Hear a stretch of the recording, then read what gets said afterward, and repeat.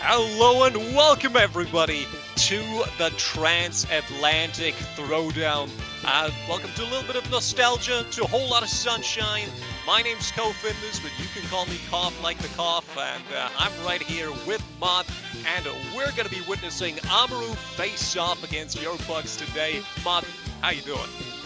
I'm doing great. I love seeing anytime we see some sort of intergalactic, international matchup like this between the two Discord servers, of course, AMERU and with Euro PUGS. It's always gonna be a really fun one, right? And essentially, we're gonna bring on a bunch of these amazing players from both of the Discord servers. They're gonna fight it out in a first-to-3 best-of-5 scenario. And what's the winning prize? Well, it's bragging rights. Listen, you get to talk about how you're the better region and all that jazz. You can always know you can brag about that at the very end of the day. So, of course, it's gonna be a fun one, right? It's gonna be a really good little event. It's gonna be lasting about an hour and a half of your time, and we're gonna have a lot of fun while we do with these amazing tropical vibes that is being brought to you today. I mean, tropical vibes is certainly the flavor of the day. We're going to be looking at, maybe we're going to see a little bit of Pariso even. We already saw some of it in the trailer. Usually not really a map that people tend to go for, but who knows? Maybe we get a little bit lucky and the players will actually decide on that. Naturally, this time around, we're going to have a little bit of different players than you might be used to. If you remember maybe some of the transatlantic showdowns we saw back in the day between, Goat Survived and Euro PUGS, which AMERU in a sense is a successor, if not an upgrade, really, if we're completely honest about it. And maybe we could have a little bit of a look at the teams if our man behind the stage would be so willing. And right there, we're going to be starting out with Team AMERU. Now, you're going to be recognizing some of these names if you've been following AMERU, especially in terms of Marvel Rivals as well. We've, of course, got Rabbit Ruski, Zenro, Texi, Punk Space, Monk, Stone Sloan, Beam Digital, and Shade Tasman. Now, of course, names like Texi or Rabbit Ruski, we've seen a lot before.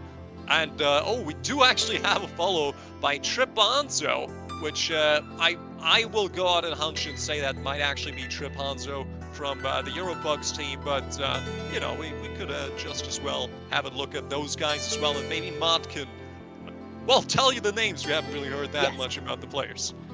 Yes, I would love to, especially as, of course, we have Traponzo just following, so that's an immediately great way to transition into the Euro PUGS crew, and all the players that will be playing for them in this best of 5. You have Astra, you have Kevs, you have, again, Traponzo himself, we have Tonstar, we have the D-Shower, we have Emil, Silent Turtle, Real, and Incognito. Amazing, amazing crew of players to see here, to at least to duke it out against AMERU, right? Because we know know some of the players from these guys from, like as you mentioned, from Marvel Rivals. Now these guys from EuroPugs are gonna hopefully, in their mind, stomp them out. Now on our side of things, no bias in the desk or anything, but we are on AMERU's channel.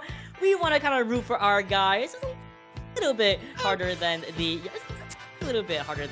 Euro Pugs crew, but at the end of the day, it's going to be a really good series, and it looks like our players already have their first map in mind. Of course, you had mentioned Paraíso earlier. I was thinking about Samoa for the tropical vibes as well, but it will be the tried and true hybrid map of Kings Row coming our way. A beautiful, a really nice break from always starting on control, in my opinion. So Kings Row, I do think, is very much so a classic, something that everybody who likes to play Brawl likes to play on as well. It's pretty straightforward. Nothing really new about that. One of the few maps to not really receive a facelift since the entire game was released, really. And so it's not really surprising that people would be coming back to Kings Row here. So I'm assuming we're going to see a little bit of the brawl here, but I will say that, me personally, I have a long history with EuroPugs as well, so I'm certainly hoping for a strong show as well there. EuroPugs traditionally run by the illustrious and beloved Billy OW, one of the very few players actually that I know to have over 2,000 hours on Ana, which is certainly a very impressive stat to show off, but as is tradition, I'm afraid we are probably not actually going to see Billy perform here by himself. That said, we do have a little bit of, more information coming in. Apparently, it is actually Tripanzo, or just Trip, and that has nothing to do with Hanzo, so we might not actually be seeing the Hanzo out of EuroPugs here today. Sorry, Triv, our bad. But listen, we got you in here. We'll see you on the field. So we will have ample time to correct your name. We love you very much. And as you mentioned, right, Kings Row, a classic. To play that Brawl that you had talked about a little bit more extensively. And speaking of Brawl, we're going to see a little... Whoa! I just got here. I did not realize it was 6v6. Wait a minute! I didn't realize it was 6v6. Wait! I'm excited. I am actually really hyped to watch some 6v6 action. And I believe this is just, okay, looks like one side has 3 tanks on that side, the other only having the 2, the Sigma and the Reinhardt from Oh my god, so it AMERU. is... I was about to say, so is this also no limits? Because, and usually, so 6v6 I have played my fair share of, and if I do play, I do actually play 6v6 myself as well, because I do kind of just prefer the flexibility that comes with it. But let's have a little bit of a look around here. So double shield getting rolled out by AMERU on the defense is going to be pretty hard to crack, and from the looks of it, that is going to be attempted with a Roadhog. Reel on the Roadhog here, very interesting pick, but so far they're just going to have to maybe rotate around Statue in order to create some additional space here and maybe get that early pick off on the back of the Roadhog. You're trying to, right? You're trying to get past these double shields of Monk and Zenro, but EuroPugs, they try to go through around the Alderman Hotel. It's gonna get stomped out or stopped out by Monk in the meantime. You can see the D is trying his best to absolutely use these Hyper Ring to rotate around the Mondada statue, but it's not working out. Nothing has been connected yet. We have a really good Anthony onto Real, who is forced to retreat wholeheartedly as the Roadhog. That's a rough position for Punk onto Space, the Hanzo. Actually finds a kill onto Zenyatta instead, and bang! That's the first kill, trading off Astray for Punk Space. I mean, look at that Real though coming through with 2 picks already, and I did see Silent Turtle kind of sit around in the back there looking, just looking at a wall, and that might be a little bit of a connection issue, which is why they're paused right now. But so far, a little bit of a questionable position there from Punk Space in Hotel, considering he was basically solo facing off against a Real on the Roadhog, and naturally he did go down there. Real also with the second pick coming through, and with a 2-for-1 pick advantage in favor of EuroPugs here on the push, that is already going to make it even harder for AMERU to hold on here. Yet again, they do have a triple support setup, which does mean they're going to be lacking a little bit of that damage, though they are going to be profiting, of course, from a whole lot of sustainability. Yo, technical difficulties on EU side. Sorry. Absolutely, and with that in mind, right, we are gonna again, see the fact that Europugs, we are having, as we just heard, there's like a little bit of a unfortunate technical issue from the side of Europugs. Hopefully, it does get figured out as soon as humanly possible. But at the very least, they do have at least one advantage, right? They did get rid of not one but two of the players from AMERU's side, and with that in mind, they can at least walk in with a Hanzo, almost upcoming Dragon Strike. We can actually build up towards the whole hog from Rio, whereas from AMERU, they have maybe Zen's Flux incoming in the next fight or so. So with that in mind, we're gonna go right back to us. It's a little bit more of a longer pause than we are expecting, but again, I was not expecting 6v6. I was totally like, oh, one tank, 2 DPS, 2 support, whatever. I see 3. I'm like, no. This is gonna be a good time today. I mean, I'm certainly happy to see that it is 6v6 because it is something that I personally do prefer, and in that sense, I think we're already seeing a little bit of clash of ideologies because on the defense, you're really seeing AMERU make the most of the flexibility they are given because they are running both the double shield as well as the triple support, which is something that can be so incredibly hard to dislodge. Now, of course, you have Trip on the Tracer, which can sort of try to get a flanking angle, get some value there, but even if you do the damage, there's 3 supports. One of them is a Brigitte, so it's going to be rough for him to try and capitalize on that. So unless you do have that one-shot potential, which you are bringing with your Hanzo and your Roadhog, it's going to be very hard. And even then, that one-shot potential is going to be harder to capitalize on against a double shield, and especially one that is as oppressive in taking space as one that involves, well, Reinhardt and Sigma, certainly, if not as much as maybe a Reinhardt-Ramatra combo would be. Oh, Ryan or Matra would be amazing. I mean, you can really talk about all the duo tanks possibilities that we can have in this game. Ryan or Matra, Zarya, Diva. I mean, there's so many great ones to hop off on. But they did want to go with the double shield. They want to have that ability to soak up as much of that damage output from our attackers here of Europug. So with that in mind, it just comes down to the wire, right? It comes down to the fact, okay, how are you able to stop these guys from walking onto your objective, and how you're able to also pick up the pieces of losing 2 of your members, 2 important members of your teams. Notably, I will say, Punk Space on that Ana, really unfortunate to lose the ability to have that sleep, that anti-nade, but picking it up with that double support, as you mentioned, having Stone and having Dat Boy both still on your backline on that Moira and that Brig is what I would say when Emil comes in with a double kill on that backline, 1 headshot, 1 Storm Arrow, and they're down.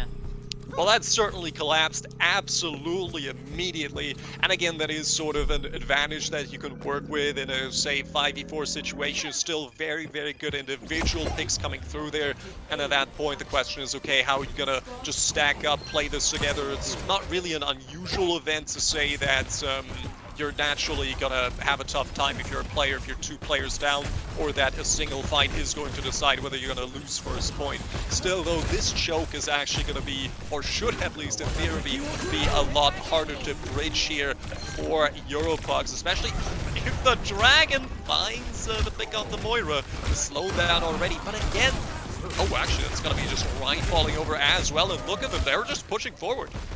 They sure will. As they had the advantage of no Reinhardt and no more, really gonna pull into Sigma, displacing him from the team, forces the anti-nade onto Rio, who only has 60 HP and a dream, and what a dream that was. We go for the Accretion Rock onto the Roadhog, finds the Flux instead, but the full Bomb not only finds the kill onto Punk Space, the Ana, but also subsequently follows up on the very close by Brigitte as well, rendering Europugs in another big advantage state. We are going to use Riptide here, finds a double kill on the rooftop against Emil and Ashtray, and that could be the ticket to success.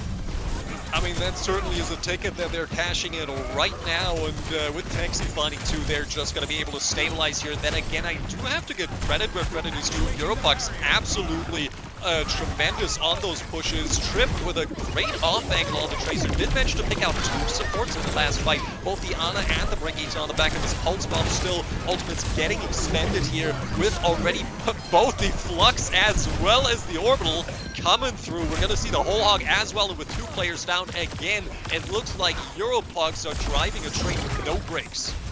Yeah, Stone also got pulled in by Real for a second, thankfully fades away, but now you're lacking that cooldown. You can see the Tracer in the back line from Trevanzo, who's just constantly wreaking havoc on that back line as well, forcing those resources to be expended onto him instead. And while Sloan actually had to use the fade away to get back into the fight with the Coalescence, it's an easy way for Silent Turtle to completely mitigate the effectiveness of the Coalescence. Now Sloan himself is also going to go over to that Ana, and now we have a little bit of a different backline to work with. Zenro already getting the first pick, however, and the fight hasn't really even ended or started. It's just kind of melding one after another. Yeah, that is kind of something that they have been struggling with. So AMERU not really getting that reset that they might be trying to work towards. And look at him desperately. Zenro is trying to hold that forward angle, does get taken down. The rest of his team nowhere to be seen even now with that boy. Much too close to the point, really, in order to be able to hold on here. And so far, EuroPugs have just been consistently moving onward, and oh, the counter on Monk goes off the map as tragic as could be, and with Trevanzo finding the pickup on the Stone Sloan. I mean, you're again 2 players down, 3 minutes, 50 seconds on the clock. You're trying to flux whatever you could find, really, at this point, but doesn't even matter. The Doofus just to try out stall Texi fight Strip, but again, with that boy down, is just a desperate last-ditch attempt. The Lucian point to no avail. One by one, they trickle in, but they're just getting mowed down. And I mean, EuroPugs completing with an absolutely terrifying, dominant time of, what is that, 3.5 minutes? I was getting a little worried about the time bank as well. When we actually were able to cap to point C, I was like, they have around 4 minutes, no? I mean, the overlay is slightly clipping the time bank, right? But otherwise, you can kind of tell there was around 3.5 minutes they had and they capped with. They're just completely running it down. And if you know anything about the Euro region, Europe in general, they do not play. They know this game at the back of their hand. They're very, very good at this game technically and mechanically. And when you're not really up to that speed, when you're not really warmed up at that level as well, especially on the NA side of things, I'll talk smack about my own region. We need a little bit of time to get into the swing of things, to get into our groove, and that's what AMERU might need right now. They might need a little bit of time to get their bearings and figure out, okay, what needs to work. Well, we're gonna keep the Kiriko and the Ana yet again. We're gonna have that boy on the Zenyatta this time as well. EuroPugs looks like they're gonna continue to keep real on this Roadhog. Why not? That has been honestly the biggest X factor really for EuroPugs, as well as Silent Turtle just really outpacing I believe Monk at that moment, who is now again back on this Roadhog, or excuse me, it was Zenron who was on Sigma. Either way, give me a really good one. Hopefully they can match the time here, because otherwise you're gonna have to forfeit like a whole minute for overtime if we even get to that point. Yeah, I mean, it is going to be a tall order, especially after what we've seen on the offense coming out of EuroPugs. I mean, sure, the traditional anti-to open up, not really going to get a pick on the back of that, but it's just a thing you do, farm a little bit of ult charge, I suppose. But at this point, the real question is, can AMERU capitalize on the back of their 3 supports? Now, they played something that had a lot of sustain, which didn't work out for them in the slightest. They weren't really able to force a drawn-out fights. Texi, though, shuts down Emil. First pick coming in. Very aggressive move on the flank there by Zenro. Gonna go for the high ground, I suppose. No, actually does rotate back down. So you do have Trip on the high ground there on the Tracer contesting the flank. Zenro is going to push in, but it's just buying time, a question until his shield breaks. But Silent Turtle will actually break first, and now Texi finding a 3rd pick in this attack. That is actually going to be a very good position for them to be in. Looks like maybe both teams are just not the best at defending. Yeah, I mean, sometimes it really does come down to that. Sometimes some teams are just not really the best defenders. Some of them are just better at being aggressive on the offense at all times. And I think that's what we're seeing here right now is AMERU are just a team that likes to be hyper-aggressive on the opposite side. Now, I will say, unfortunately, Emil does find themselves in a little bit of a precarious situation here, kind of already being super far away from the team in a 1v1 or locked in a 1v2 against themselves with the Junkrat. And I think the Ana also, who is on the objective. And you're kind of just pulling attention away from the Junkrat, sure, but you're also inevitably going to get extremely hyper-staggered out here. What an insane 1v1 happening, I will say, on the Mandata statue. We are just watching geometry happen. Nice Hold on. Is he actually going for it? No way! Let's go, Emil! That's Dude, score of my Junkrat. Oh. I give it up. So Texi did hit some savage shots there, and I will say that actually taking Texi out of the fight is much more significant for AMERU than it actually is for EuroPugs. I mean, look at of that Transcendence gonna come through here. They're still in the front line. Discord Orb currently unreal, but he just walks through the entire back line, finds his 2 picks, goes back out, sends AMERU back into spawn. And I think what was so crucial, really, what was so essential about taking that flank for Emil was taking Texi out of the fight, because Texi's the only DPS on Team AMERU. He has so much responsibility getting that DPS passive committed onto a tank, onto a support. He has so much pick potential, and just forcing him to dick around in the backline and not really do a whole lot of anything, even if he gets that pick. He's also not, Texi's also not getting that triple kill in order to get that win like he did on the first point. And now they're going to have to get past this choke, which is going to be considerably harder. Yeah, it's out that boy, but the shatter does come through. I think everyone's out of it though. The Juno barely able to double jump away from the shatter cone area of effect. The Riptide comes through, the Riptide, excuse me, comes through, finds only the D, as well as the Silent Turtle getting killed by Monk. But you and I both know when the blade comes out and the fight is going to be pretty much done by that point, you are able to trigger and proc the whole hog away as well from Monk. But at the end of the day, you have no progress for AMERU to back out with. And oh wait, hold on. Oh, that's follow-up, baby. I love that. Emil got too greedy. He had the world, but he wanted more, and all he got to the end was an execution by the hands of Monk. But really, at this point, it does look like... Apparently, who is that in the backline? Is that Punk Space still trying to take the duel with Trip? I'm not entirely sure, but committing 2 supports to try and dick around with a Tracer all the way in the backline is really not worth it for you. Still, they are getting a little bit of free push here. He's going in aggressive. Oh, gets absolutely deleted by that boy. And now going into the fight with a 1-up. Stone Sloan will get taken down by Emil. Still the 1-for-1 trade, very much so alright with Astray going down. Again, a 1-for-1 traded, which does mean that AMERU still only retains the Zenyatta healing. Does have the Transcendence available though, if push comes to shove. Monk finds one, Transcendence comes out.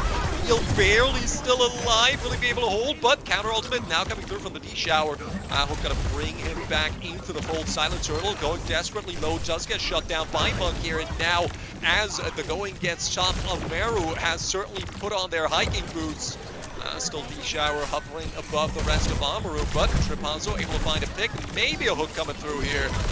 Situation far from stabilizing. His whole hog is still online, same with Punk Spaces gets a rush if need be, but AMERU looking like they have to back out as well, losing out on Stone Sloan in the meantime. PUGS holding on to the Nano, or the upcoming Nano, may I say, as well as the whole hog of their own right. And the nice thing is that Silent Turtle is going to have the advantage in terms of the Flux ult charge here. Gonna be having that, ideally, over Zenra as we go into the next fight. They're playing on the corner, which I do really like from AMERU. They're waiting for the perfect opportunity to actually walk in with something, whether it's the whole hog, whether it's the rush, which I would personally like to see a lot. But to actually burn from Emil early.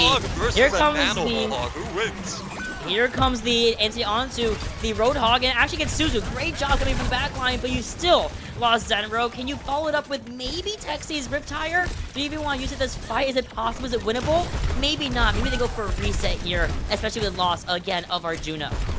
Not looking great. A minute on the clock. The Nano Blade available to PUGS, as well as the Flux, as well as the Drone Strike, as well as another Orbital Ray. I mean, ult economy-wise, a massive advantage for PUGS. I mean, even if Dead Boy were to find this pick, and he shouldn't really try, I mean, he's just completely out of position here. Does find Trip, though. I mean, he's going down fighting. War doesn't go down at all. Why are we transcending in a 2v6? Oh, Dead Boy with no respect for anything but his own survival. But again, at 37 seconds, you do want to get that last contest going. An awkward situation, to say the very least, in an ult economy that really can't afford it. Hey, if you play Zenyatta, you understand why we trank there, okay? You just have to be in the know. What I do know is that there's no tire to be seen. A double blade coming out from Emil, as well as a complete, almost team wipe, save for Texi and Monk themselves, who are being pushed all the way back in the spawn room. I don't think anybody in the next 5 seconds is going to be able to go for the touch. The only person I could maybe think of is a sneaky Junkrat maybe from Texi, but Texi's stuck in the hallway of the high ground, so there's absolutely no way for AMERU to complete this map and go over to overtime rounds. PUGS with a point on the board. Now, I might not be in the know, but what I do know is that I would have really liked to have a Transcendence for that Nano Blade coming in. Whether that was worth more than the stagger, you know, The scholars are still divided in terms of opinion, but obviously massive performance across the board here from Europugs. Actually, I do think the Roadhog pick worked out incredibly well. There was very little in order to shut him down. You really only had the anti, but limiting yourself to triple support, it's a tough one. I mean, they did adjust to the Zenyatta in order to get the Discord Orb in as well, in order to make it harder for him to stay inside, but even then they weren't really able to deny that. Still a decent performance coming out of AMERU in general. I do think Taxi had a couple of very good plays, the tires really finding value, as well as a couple of kills which did enable them to take first point. But again, in the end, putting all of that effort, all of that weight on Taxi's shoulders is something that a lanky Australian man simply cannot fathom. He can't tank that. He's not strong enough. Yeah, no, absolutely. Having only the one DPS, I do think, and I do agree with you, I think that was just really the biggest downfall of the composition that AMERU was trying to run against Europugs, which had a very stable 2-2-2 composition, which works, right? It works for a reason. It's very nice to have 2 tanks, 2 DPS, and 2 supports to overly rely on and not have to kind of put the weight of an extra support having to kind of share and divide the healing output by 3 instead of 2. By default, you're also going to have less ultimates per 10 than the other team. So with that, and on top of the fact that, you know, Zenyatta's love to use Transcendence for movement rather than healing. And I've been there. I've been there. I'm like, listen, I got it here. I've been there. I've been scared by a hog before. But you have to understand how important that ultimate is in the face of a Dragon Blade, especially if it's nanoed or even not even nanoed, right? So with that in mind, King's Road is out of the way, opening up a plethora of other game modes to try to exercise our 2-1-3 composition that AMERU clearly wants to play. We can go control, we can go push, we can go escort, flashpoint. One of my personal favorites is definitely flashpoint, which I do think of all the map types, maybe that one might be where they get a little bit of that leg up against Europugs. So I do think Flashpoint is kind of a split thing. So Flashpoint, if you were playing together as a team and say you get the Lucio and you really have that power block, you know, a good old Brawl or good old Rush, then maybe sure you could have like the third support in there somehow, and then you can really force that engage. But at the same time, Flashpoint maps are incredibly open, incredibly accessible, and I do think that is something that Europugs, especially Trip on the Tracer, has actually shown us can massively capitalize from. So being fast, being able to catch out people, sure, that would be able to shut down a Roadhog, for example, but the Hanzo on the high ground, which on, say, Saravasa, for example, you do actually have a fair share of, or the Tracer or Trip on the flank there, that is just something that's going to be incredibly hard to catch out and nail down, because especially in Overwatch in 2026, you have so many characters who are so fast, can teleport all over the place, wall climb, fly, you name it. They have all the abilities that you could dream of, actually, at this point. If you've ever played Overwatch Classic, you don't recognize the game. It's actually incredible. So I do think it is a bit of a double-edged sword that, sure, if they can catch out Europugs, then that could be a massive potential for them running a Brawl in something like Flashpoint, yet at the same time, I kind of feel like Europugs has no intention of playing ball. Yeah, no, I don't think they have any intention of swapping up what they have going on, especially if it's working so well. Roadhog, I feel like right now is such a strong character, especially if you can find a way to get that on a ban in general, just like you're in your regular comp games, right? And he really does become so oppressive as a character, forcing every single resource to be put into him. But it gets even worse when you have a Roadhog and a secondary tank to support him in that regard with a shield or a bubble or what have you. And it feels like that's exactly what the dichotomy between in Eurobugs is happening here. They're just kind of having the Roadhog and their Sigma play together, having that shield for the Roadhog, getting those nice little hooks off, and even more so surviving for obscene amounts of time, longer than really most of the characters on AMERU can kind of strive for, especially, again, calling back on the Zenyatta, for example, the Ana, if you want to also talk about her real quick, right? So with that in mind, again, I like Flashpoint a lot. I also think a push could be the other side of things that we could go towards, but instead we do have word on our next map. It's going to be a control map. Again, a solid option.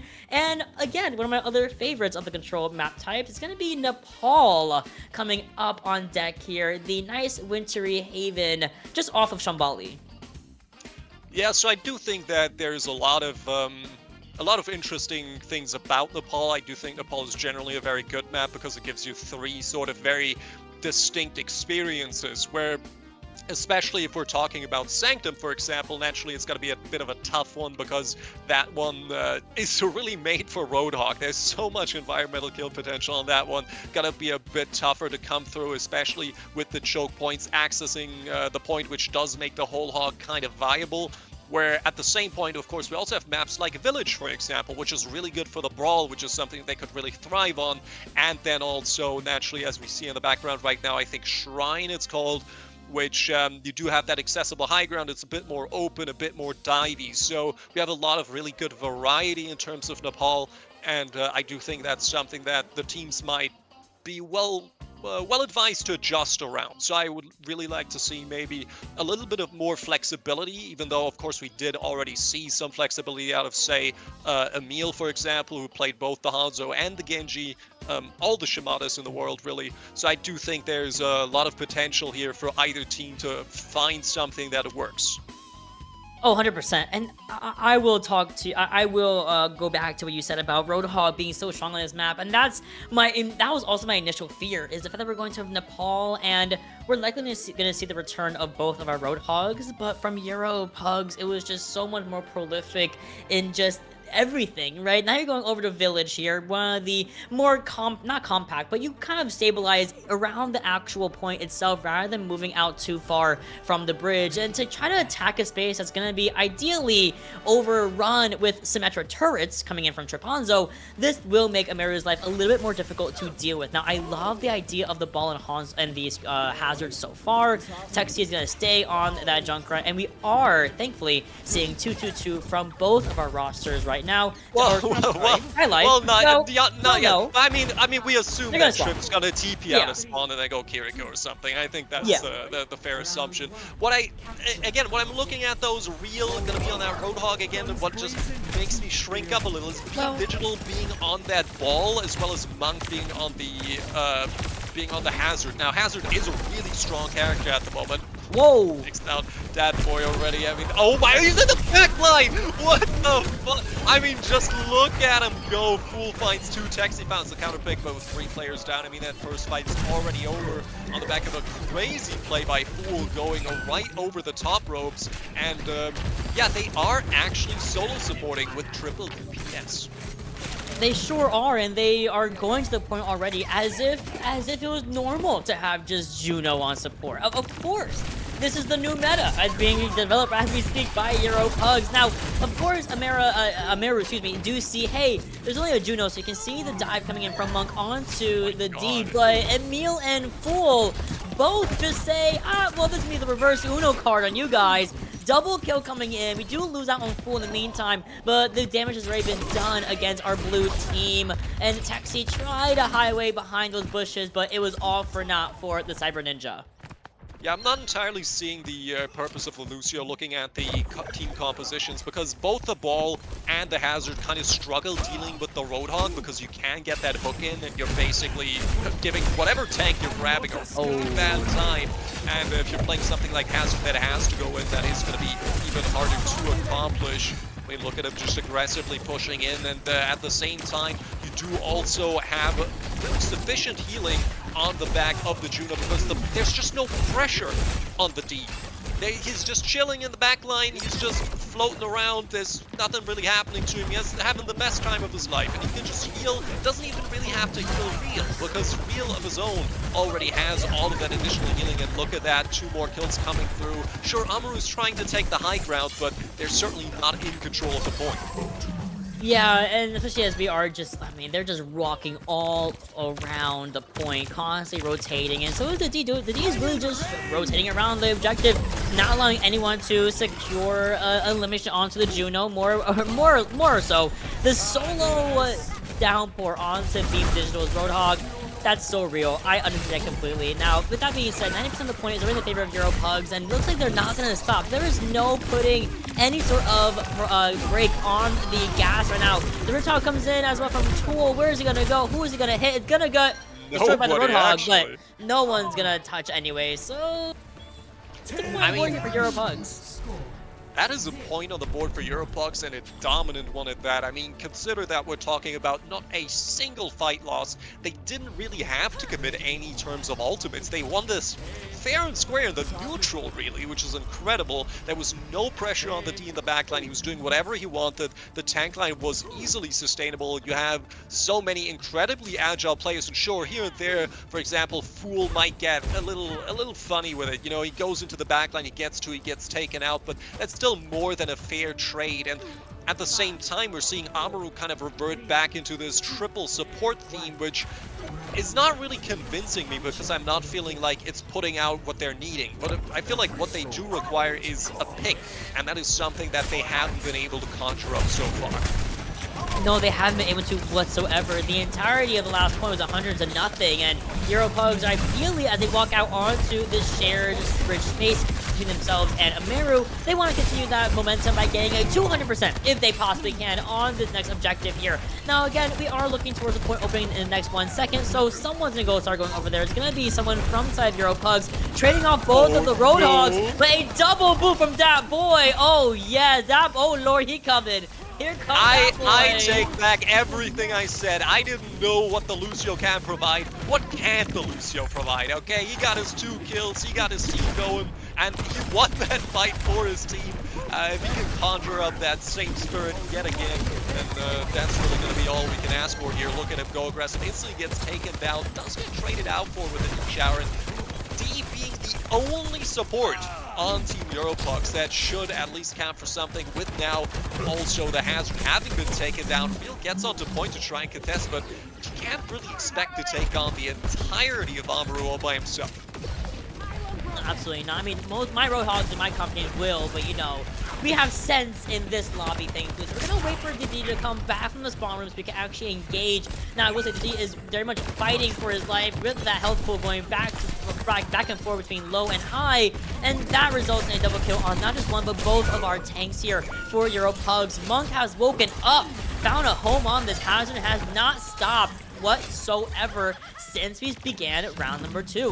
Half of the points are in the favor of AMERU, and they have some ultimates to hold these guys in the spawn area. Finally, the D's gonna have a buddy. Trip Hanzo goes over to Kirigo to help him out. I mean, this has been looking really good for AMERU so far, quite likely because D doesn't have the high ground, doesn't have a comfy position, doesn't have the space to just rotate around and work with. He is not just a victim, he is a target, and look at that, Texi got to kick in that tire right now. He's looking for something. We'll be able to find a meal, and with Fool also taken down, Texi does take down 2, 6v3 situation already, and I mean, at this point, Field can hook whatever he wants, but the reality of the situation is he's pretty much dead, sends them packing, and with pretty much only 15% left on the clock and 4 ultimates available to AMERU, the question is, can Europucks touch? Well, they have until next couple of seconds to go for a touch, and they're still stuck in this hallway. Someone's coming from the right side, though. It is going to be the Hazard, but that boy completely stops Monster from trying to get on the objective. Absolutely 0. Oh, I lied. 7% was garnered up by Europug, so bigger than we had seen from AMERU from the last round, but something shifted. Something completely changed. They changed direction. They changed who was playing what. They continued to have that Lucio, and that boy really did just do that. Really just put in so much of that extra pressure. The displacement of the boot was so good. So big shout out to that boy, and I think we definitely are going to see that Lucio continue to make an appearance here as we go to the 3rd and final round of Nepal. I do actually want to give a huge shout out to Beam Digital. I think the Roadhog swap has done really well for them on the basis that he can sustain himself more, even if you already have 3 supports, but he can sustain himself even more, and he is always the threat. There's always the chance that he can just one-shot one of those DPS, and that does give so much more leeway to a team that has been kind of stripped for DPS, if we're entirely honest. So at that point, again, case in point, Beam Digital shuts down Emil right here. Anti comes through onto Real as well, gets absolutely eviscerated. Monk here goes in, takes down. Look at that hook! Olympic hook, maximum distance, shuts him down, and they just absolutely gore Europugs, and now Real's coming back on the Orisa. What happened? This is the man who did whatever he wanted on King's Row, and he swapped to Orisa. Think about that one.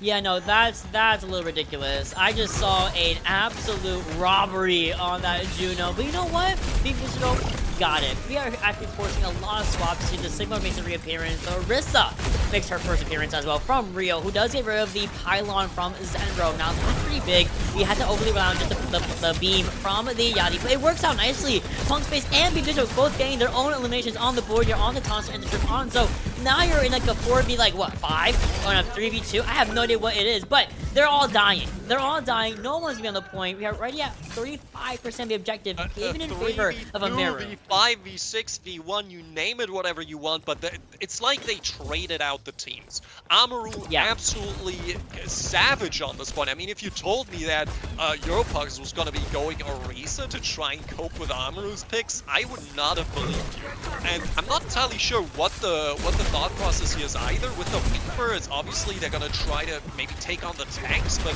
at the same time, that is going to be a tall order. Taking down Roadhog with 3 supports here. Real there gets traded out for Dat Boy. Dat Boy certainly faster, and again 60%. Oh, he's take the hook. Okay, very interesting. Might go for another cheeky one. 34 HP. It's not going to be looking for too much longer. Does have an Ana though, and that will have to say another thing about his health insurance. Oh, real. And yeah, if I'm Monk, I'm not one doing a Hanzo in a small space. I'm good, actually. But that boy might go do it. That boy might go mess up Emil right here, right now, and then retreats. Yeah, I say the same thing. Actually comes in for us. That was a drive-by. That was a complete drive-by by Dat Boy. Just comes through, comes in from the high ground, comes down, and then boom, we're going to be fighting the Reaper as well. You are crazy. Dat Boy, I need you to stay on the Lucifer as long as possible. Downpour comes in. It does not get anyone, but the whole hog falls up onto a pool and onto the D from Dat Boy. And we got no touch? No touch. AMERU evening up the scoreboard 1-1. And I have to say convincingly as well. I mean, once they started winning, they started rolling, and well, Dat Boy with the play of the game, booping 2 players off the map. I give credit where credit is due. I didn't believe in the Lucio pick for the longest time, but I stand corrected. Hands up, you got me. This man certainly was not particularly impressed by anything that it seems EuroPugs had to offer. And apparently we don't even get to see what what the Blue Boys had to offer anyway. I do want to say they managed to turn that around so incredibly well that it kind of feels like EuroPugs got too confident and then kind of broke into pieces. Like, they didn't really play as a unit in a sense. I feel like we saw a lot of that earlier on. Maybe it was just synergy in the works that really gave them that advantage, but especially in the later pushes on Shrine, we could see that Real on the Orisa was just on his own trying to push towards point. There was like 1-2 players towards point, re-engaging with a time bank ticking down, no ultimates in the pool. You just gotta ask, what happened to that super confident team that rushed King's Row down?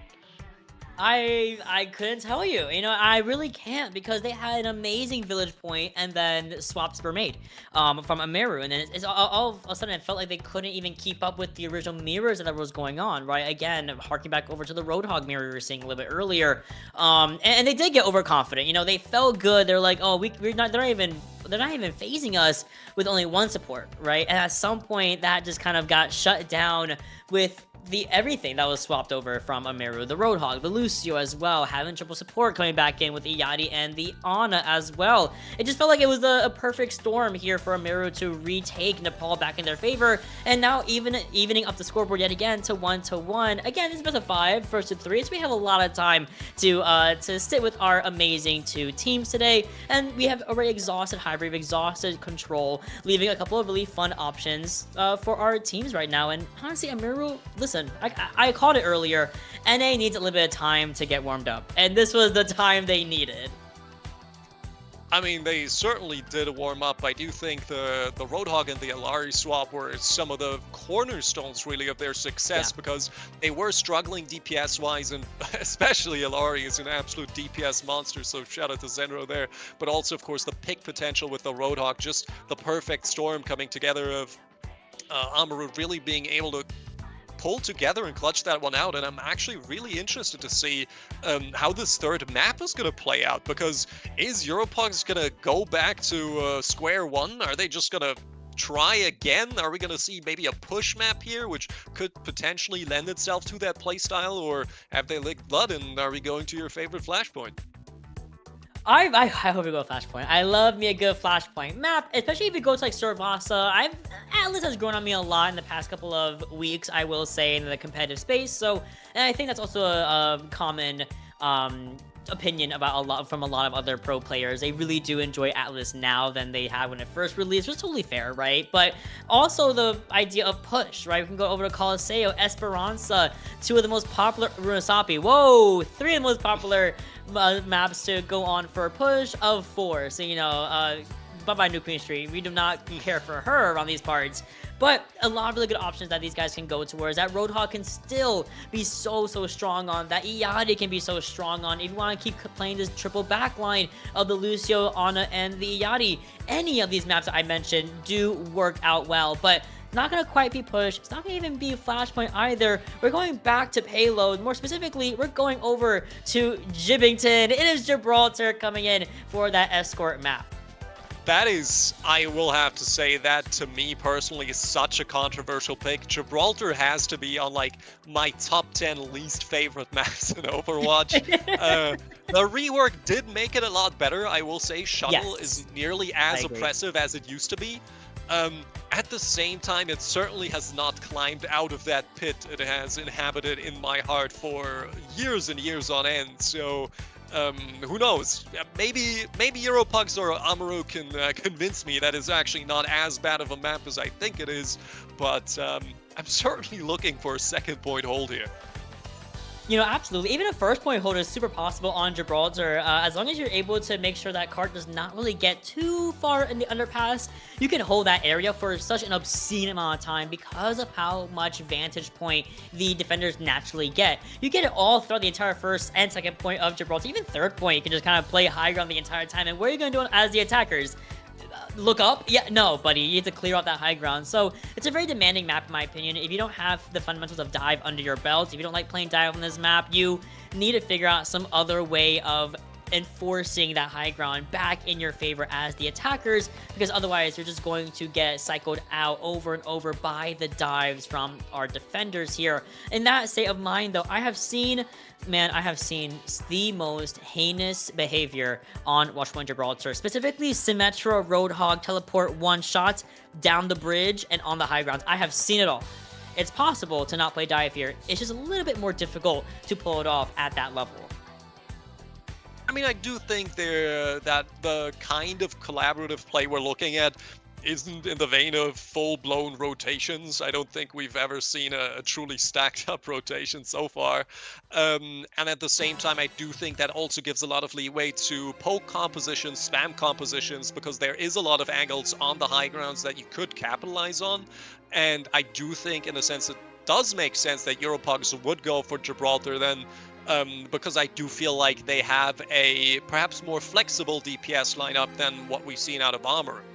Now, whether that is going to be something that will work out for them, or that is going to be something that, you know, they're going to regret, that is something that we are about to be shown, I would very much so hope.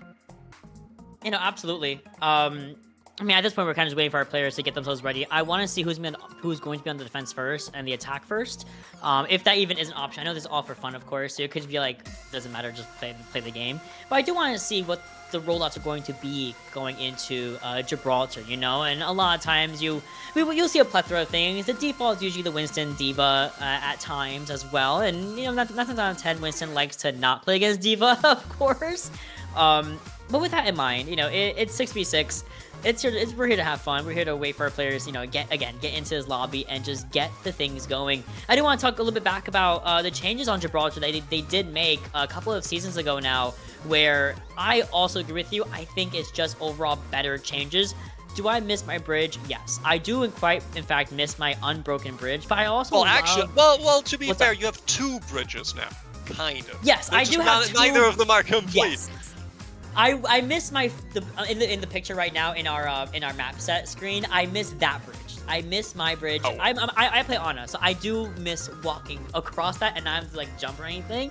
But I love the vantage point they put in the server room. I love the easier walkways on second point for people that don't have movement abilities. Hello, Ana, right? I love the things they did to this map. Otherwise, ooh, I lied. I hate Spaceship though. Give me Spaceship back. I miss Spaceship. It's a hot take. You want the shuttle back?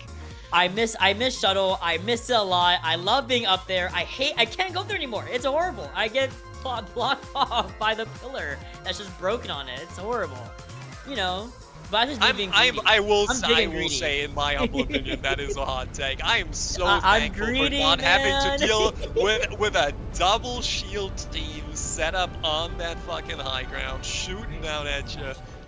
Rarely a worse time in my time playing Overwatch. But let's have a little bit of a look at that. D.Va Zarya could be interesting here, as well as D.Va with the Domina. Certainly did not really expect Domina on this map, I will say. But I'm going to be interested to see what Beam Digital does with it. And I mean, it does fit his name. You know, it really does. I mean, Broken played Domina or Zarya to really fit that title, right? I do like that we are seeing Domina as a defensive option. I love her shield. I love the idea of her shield, right? I don't like playing into her shield, if that makes sense. I can appreciate her design a lot, truly. But trying to break those segments that are, I believe, are about 250 HP each, yeah, that's tilting. However, we're going straight in for the dive onto that bridge, and the bubble array expanded onto full, so that's going to give a little bit of that extra charge towards Silent Turtle to start these start the brawler side of the PUGS' composition here. Otherwise, AMERU, they have their work cut out for them. Stay on the high ground, stay safe, and make sure this card does not get that far. Well, they do have to contest, and I do suppose Monk is really the only person in charge of doing that, unless you want to commit Dat Boy to a certain death, which is something he, as a Lucio player, would definitely not be afraid of, but which might be a detriment towards your chances of winning the matchup. So though they are going to be able to re-engage, a little bit of a disposition here out of Fool, does get DMAC instantaneously, and might just get burnt here as well. Will be taken down. Zenro not only really... well, only really using his pylon, but it does seem Beam Digital will be taken down after finding his own 2. Yeah, Beam Digital actually looked down at the floor to try to put down the shield, but it just simply did not exist. Down, running away, not going to quite outrun the speed of a Tracer, unfortunately, as you do see Chirp Hanzo back on this Tracer, and truly just being wrecking havoc on a lot of the teams here, right? PUGS are really able to continue walking forward. Only 72 centimeters of contest is on the objective here. Emil finds a kill onto Zenro, and then Beam Digital yet again not winning that beam battle between themselves and Silent Turtle. The point is still contested for a little bit longer, but they're gonna for sure get the last 16 centimeters to get a 5-minute time bank for point B. Yeah, I'm not terribly surprised by that, though I will have to say that PUGS just has such incredible solo carry potential. Like, Beam Digital did get a triple kill here, by the way, does swap over to the Orisa, which I think is going to be a whole lot more sustainable than the Domina in this matchup. But, he did get 3 kills, but again, just gets absolutely ransacked by the high charge Zarya and Silent Turtle there, an absolute reaper. I mean, look at that, just shuts down Monk, and in the D.Va duel, having a Zarya to back you up is absolutely disgusting to deal with. Beam Digital actually swapping over to the Hawk here, does have the potential in 6v6 to 2-shot a Zarya, so certainly not to be underestimated in terms of damage. Still a lot of ultimates here coming online for PUGS, which are going to be hot on their heels to close out the second point. Bro, what a DM though. Ooh, that was amazing from Fool, making sure that shot the D did not get taken down by an early pick of the Roadhog. The Graviton Surge comes through, and everyone and their mother looks towards the direction of AMERU, and this completely decimates our defenders right now, giving them again a 5-minute time bank here, and some change, of course, to go into point B, or excuse me, point C, and they're just walking through. They still have 4 ultimates to bear. Upcoming is, of course, that pulse bomb, which is basically a cooldown in of itself. This is amazing. They were able to burst down AMERU so quickly in point B. Yeah, and again, we're looking at kind of the same thing that we watched unfold on Hybrid. We have the triple support, and it's kind of not really working out for them. I mean, they are not sustaining. It's kind of their issue. Now, 2 picks on the back of Emil here will not make up for will certainly be able to make up for that pick having come through onto Silent Turtle. Then again, a lot of damage also coming out from the D-Shower on that Wujang, who does have an incredible amount of damage to chunk out. Look at that, the Digital and Monk both taken down with no tanks for AMERU. They're basically in a full rout right now. I want to give a big shout out to Astray right there. There was a really good Anthony that actually connected onto a very low Monk and a half HP Beam Digital. That it just resulted in both tanks just completely dying off immediately after. Now, we're going to see a big old Monk coming through from the high ground, a sleeping hog, and that's going to find that boy walking out of the spawn room into the full blast of 1,000 Suns right in their face. 3v6 is on the field right now. Monk goes down. The Roadhog, no worse for her. Susan gets used, but Baby Girl does no longer have 30 healing on use. So it kind of did nothing for the Roadhog at the end of the day. Punk's base dies. It's just Iyadi left. And with this being in the mind of Gibraltar, they do get a full 3-point push here on the map, allowing ourselves to guarantee at least an overtime match if AMERU can get there to all 3 points. I want to say 3 minutes and 38 seconds might be exactly the same amount of time they had on King's Row. It's at least within like a 5-second margin of error. They're right. insanely close together. It was 3:30 something. So very much so the same. And at this point, I think that payload and hybrid maps might not be matches. They might just be speedruns at this point. So certainly very tough order here for AMERU to try and cope with this. They do have the opportunity at least to complete this, and even if they complete in overtime, they will receive additional time bank. And realistically, there is a bias against having more time in matches like these because of the negative defender spawn times during overtime, things like that. So there is a lot of things that do technically keep them in this game. However, I'm going to have to see the adjustments that will rightfully give them a shot of actually making it that far. And we are going to see the Zarya come through out of Beam Digital. We are going to see Zenro now on the Echo as well. And with that boy on the Moira, we do have quite a bit of restructuring here going on for AMERU. Question is that going to be what they need? Or is that going to be enough, really?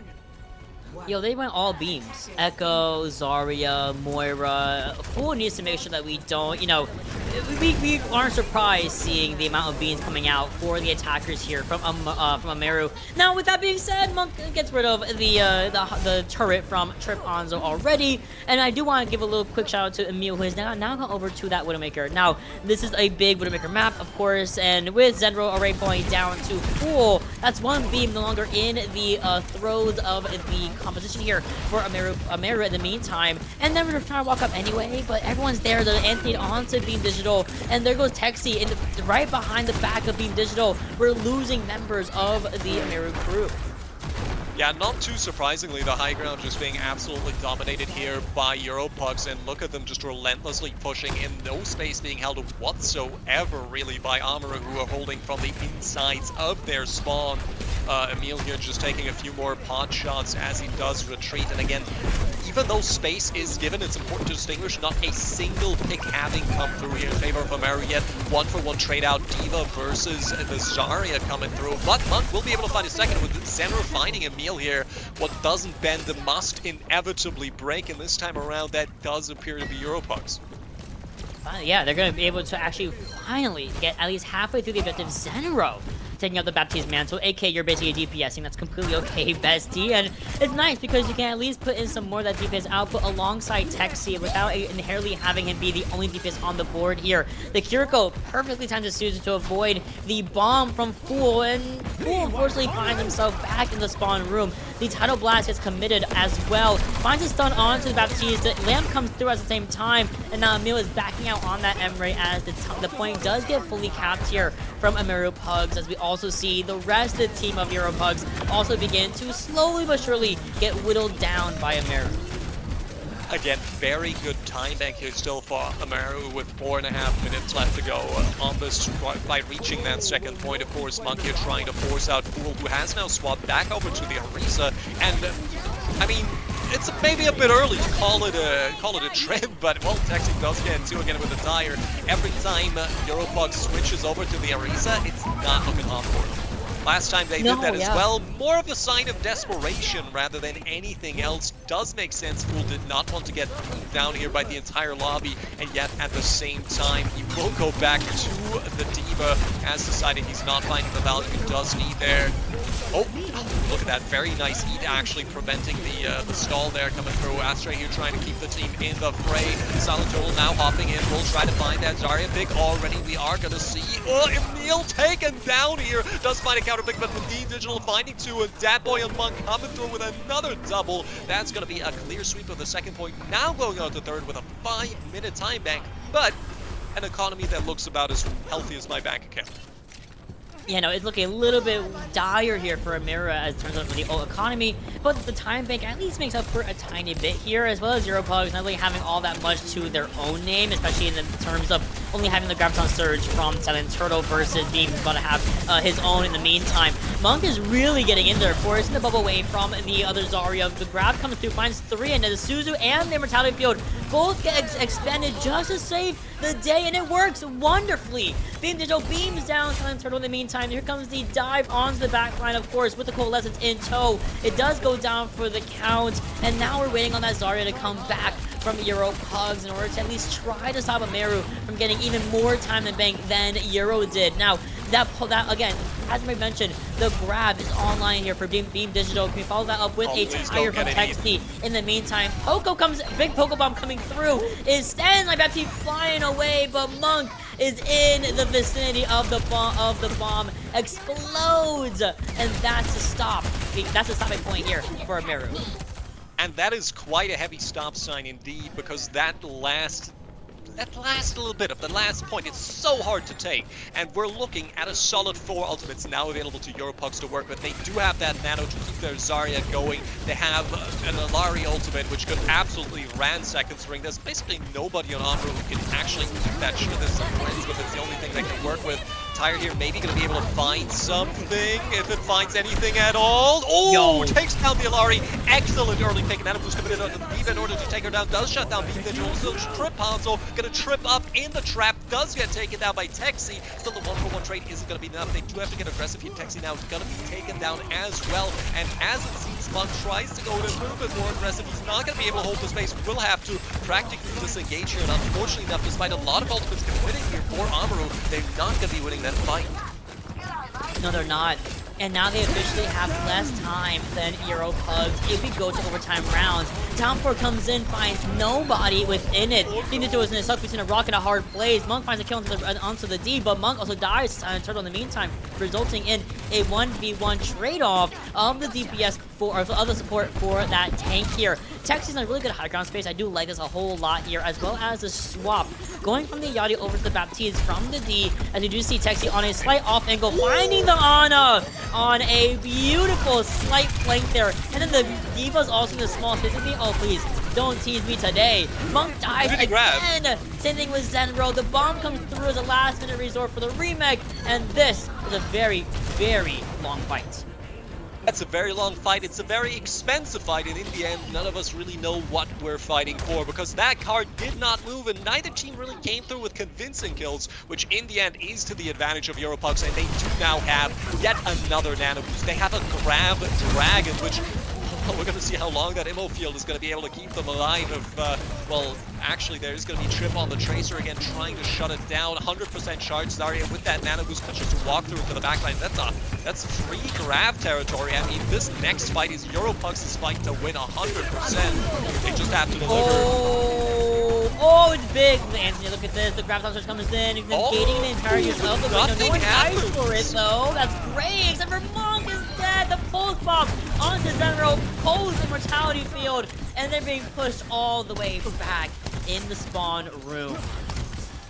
So I will say the fact that he grabbed there into that amplification matrix is always a bold choice. He did survive, but then again, they also didn't really find the picks on the back of that.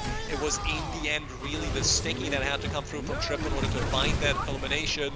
With the D-neck onto Diva, though, excellent initial pick here. Fool is round about half HP. Question is he gonna have to take the Tet Boy though? Shut down. Traded out for the D.Va still. Very good. Now Trip though, he is in the back and he's hungry, looking for those picks. Nano boost onto the Zarya, committed with Beam Digital, still anti, not gonna be able to do that. Monk got a bit of a bender. He's just trying to get the honor here. Will not be able to do so. Gets his ankles broken. Misses the jump as well with the Amp Matrix now going up 100% charge though onto Beam Digital. He's almost up towards yet another Graviton. He has gotten anti. Very dangerous territory here. Can just punch out the honor though. Does have the grab. Will be able to use it without getting eaten. Does just take down the Tracer. Honestly, at that point, very much so valid. Will be able to take it. Will be able to push it. 15 seconds left on the clock. They're pushing on a point. It's going to have to be 100% charge. Zarya gets Silent Turtle here. Will he be able to be kept in the frame? Barely able to stay alive. Silent Turtle though shuts him down and has 1-for-1. It seems AMERU has fallen. It does not seem like the Avengers going to be able to pull this one out yet again with Punk Space trying to feed onto point. Will not be able to do it. Bomb comes out. Will not find a pick just yet with the Coalescence. Desperately trying to keep Monk in the frame. Will not be able to do so. That going finds Emil with Astray having been shut down. But again, it's just going to be the ball last man standing trying to flip around the point. But what can a singular hamster do against the combined wrath of 4 more Europeans? And he will be eaten by the French. A very unfortunate ending for AMERU, but a very well-deserved win for EuroPugs indeed. Yes, and this also gives them the officially match point in the series right now. My goodness, I mean, they just completely flipped the script on AMERU in that last round or the last portion of Gibraltar, truly. Mind you, AMERU had 5 minutes and some change going into point C, and suddenly it was just the name of the game was going back over to Hanzo, having the Zarya and the D.Va work out again. Of course, we did see the Orisa swap at some point. That did not work, and I'm really glad they got off the Orisa and ran back over to that D.Va, because it just worked really, really well, avoiding the beams, avoiding these certain targets, going in for the kill at in other areas, more over the back line, for example. I think really was the cherry on top of the cake here for EuroPugs to hold that defense, and it came down to the wire. Both teams had a Baptiste, there was 2 Zaryas, both of them were very fully charged, and I don't think anyone played bad. That's the crazy part. They didn't play bad. Truly. There's micro moments you can dissect and talk about, you know, this could have been better here, this could have been better there, but they're very far and few between from both of the attacks from our teams today.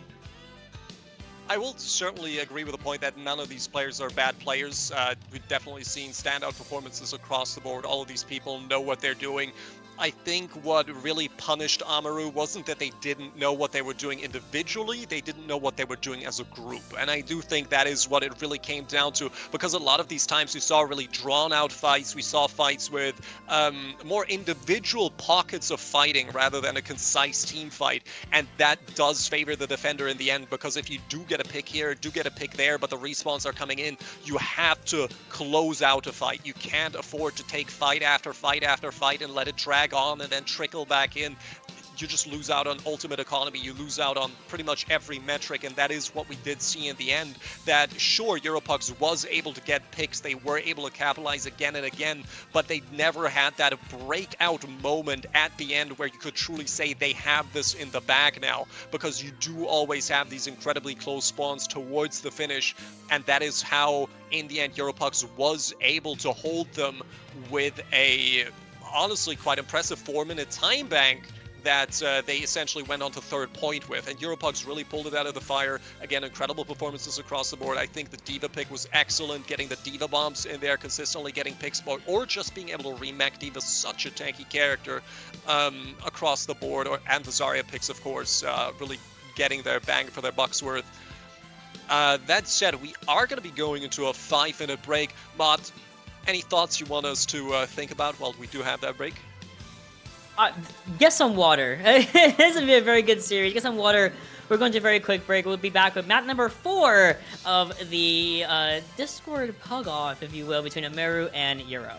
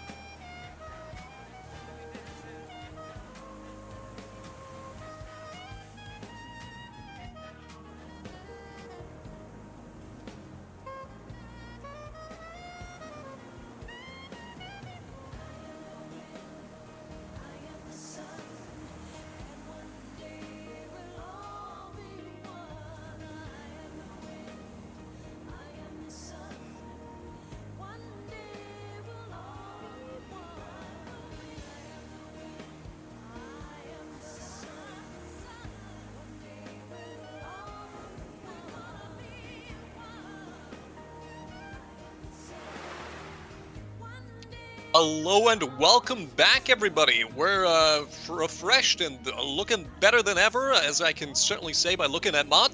And what do we have to say for you? Well, we're certainly back for the 4th round in this absolute banger of a series, if I'm actually honest with myself. Like, the more I think about it, the better these games actually were. Now, obviously, King's Row, a bit of a rough start there for AMERU, but certainly they came back swinging on the Nepal. I mean, absolutely hit it out of the park, and now Gibraltar, which was PUGS map pick, actually did come down to the wire.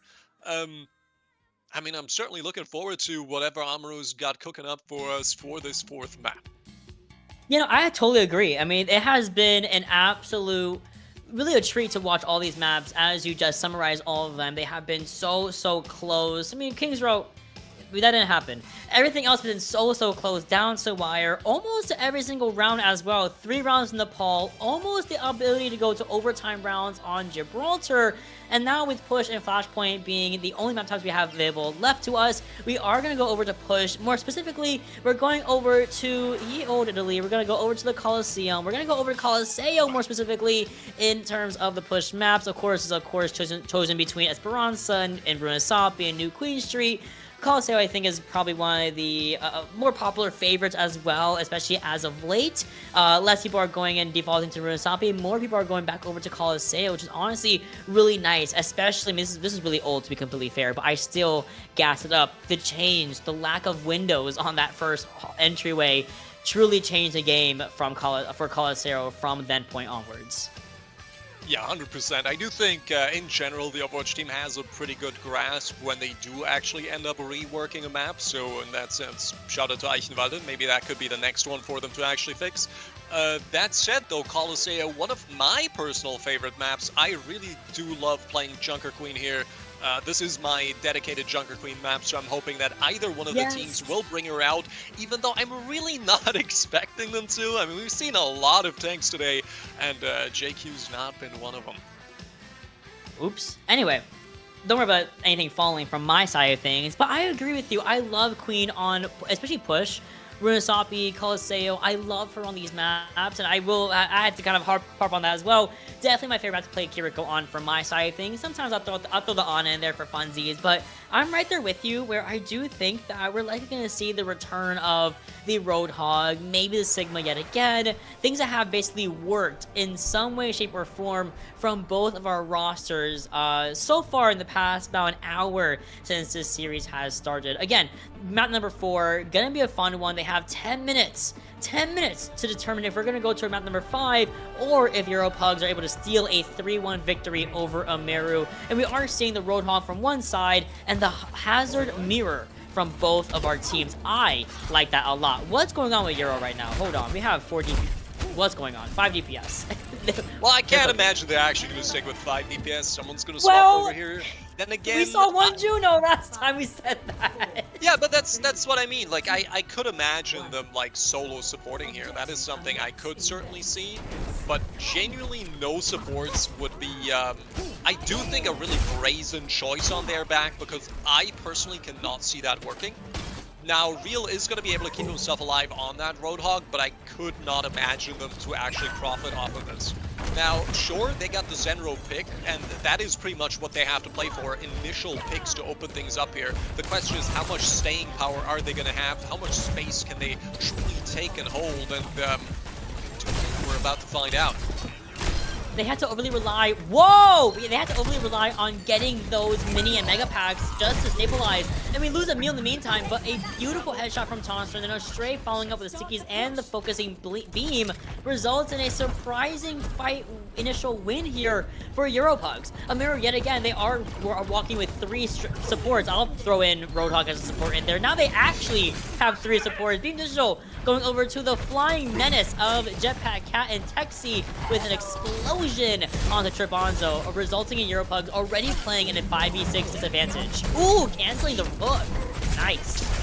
That was a very close one indeed. Now they're going to have to disengage. Obviously not that much push coming through. And Real getting absolutely ham-twisted. Sure, you can put a lot of your resources into a Roadhog to try and kill them and to try and survive him. In that sense, he's just a resource sink. But if you have no resources to pull into that character and he gets discorded and antied, what exactly is he going to do? Now, we do have Tonster on the Lucio, which, again, don't get me wrong, I love Lucio. I play Lucio, and at the same time, that's not exactly what I would call a valid solo healing support, but I do also feel like that's not going to be what he's trying to accomplish here. I think he's mostly playing this one for picks, and that pick is going to be himself, unfortunately, with Emil and Tonster both getting taken down here. That boy shut down Trip, though, exchanged for, and again, that is going to be the advantage now for AMERU, who have started to get the ball rolling.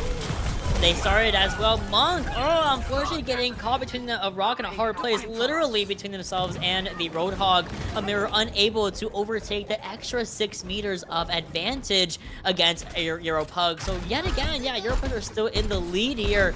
Again, only having that solo Lucio healing aura around the character. And of course, Real self-healing as you should. Hog and Duplicate are both online here, as Stray can actually duplicate onto not only the enemy team, but also, I believe, a teammate of their own right as well. It's going to be so fun to see who they're going to go with. Oh, we don't even know. Oh, we have no headphones. No surround sound around these parts.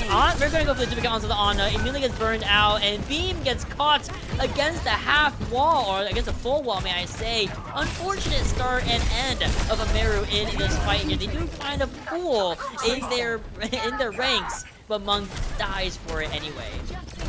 Punk's face shuts down Astray, though, which I will have to say, Astray, playing support so far, has done an incredibly good job on the Echo from the looks of it. Still, it does look like stabilization will be coming in for AMERU.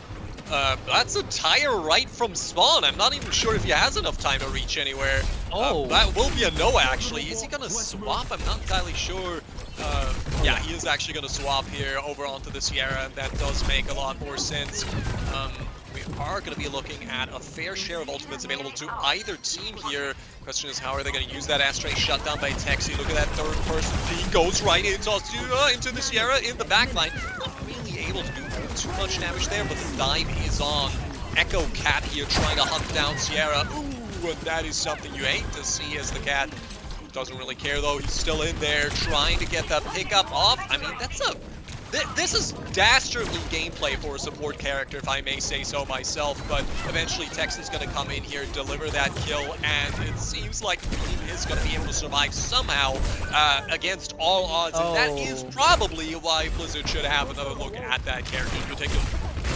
That was a little bit ridiculous. I'm right there with you. Jetpack Cat we need to kill her, and that's okay. And I'm right there with you in that regard. The fact that Jetpack Cat can just do that 1v1 against someone like Sierra, who has auto tracking, by the way, and also the fact that Echo could not follow up onto the Jetpack Cat because of the fly is so crazy. Here comes the Catnap though on the Mauga, drop him down low and hit the floor. There you go. Blade comes in, finds a double kill. However, oh my.